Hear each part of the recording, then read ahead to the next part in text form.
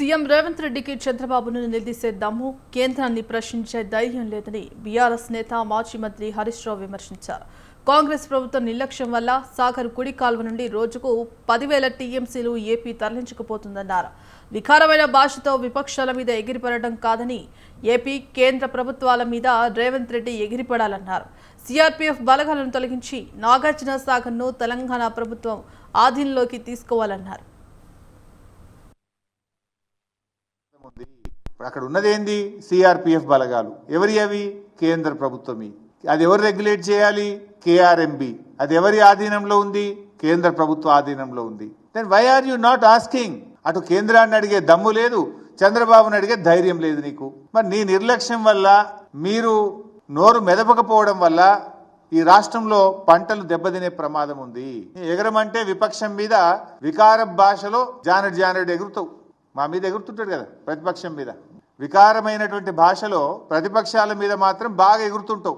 ఎగరాల్సిన చోట ఎగరడానికి చేతనవుతుంది నీకు. ఇప్పుడు ఎగరాల్సింది ఏడను? కేంద్ర ప్రభుత్వం మీద ఎగరాలి. ఆంధ్రప్రదేశ్ యొక్క అక్రమ నీటి వాడకం మీద ఎగరాలి. ఎగరాల్సిన చోట మాత్రం ఎగురుతలేవు, ప్రతిపక్షం మీద విపక్షాల మీద మాత్రం ఎగురుతా ఉంటావు. వికారమైన భాషలు ఎగురుతుంటావు నువ్వు. ఈడెందుకు ఎగురుతలేవు? తెలంగాణ సాగునీటి త్రాగునీటి అవసరాలకు శ్రీశైలం నాగార్జున సాగర్ లో నిల్వ ఉంచాల్సిన నీటిని ఇలా ఆంధ్రప్రదేశ్ తరలించకపోతుంటే నువ్వు ఎందుకు ఎగురుతలేవు? ప్రాజెక్టులకు అనుమతులు సాధించడంలో కాంగ్రెస్ విఫలమైందని మాజీ మంత్రి హరీష్ రావు అన్నారు. కృష్ణా జలాల్లో తాత్కాలిక ఒప్పందం ప్రకారం ఆంధ్రప్రదేశ్ వాటా 512 టీఎంసీలు అన్నారు. కానీ ఏపీ 650 టీఎంసీల నీటిని వాడుకుందని తెలిపారు.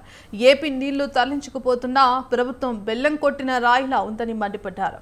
తెలంగాణ సీఎం పరోక్షంగా జలదోపిడీకి సహకరిస్తున్నారని విమర్శించారు. నీటిపారుదల శాఖ మంత్రి గారు బెల్లం కొట్టిన రాయిలాగా చలనం లేకుండా ఎందుకు పడి ఉన్నారు?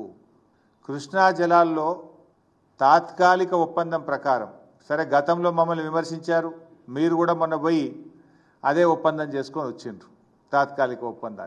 తాత్కాలిక ఒప్పందం ప్రకారంగా ఆంధ్రప్రదేశ్ వాటా 512 టీఎంసీలు.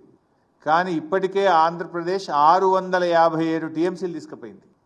657 టీఎంసీలు తీసుకపోతే మీ నోరు పెగలడం లేదా అని అడుగుతా ఉన్నా. మిమ్మల్ని ఎన్నుకున్నది ఎందుకు?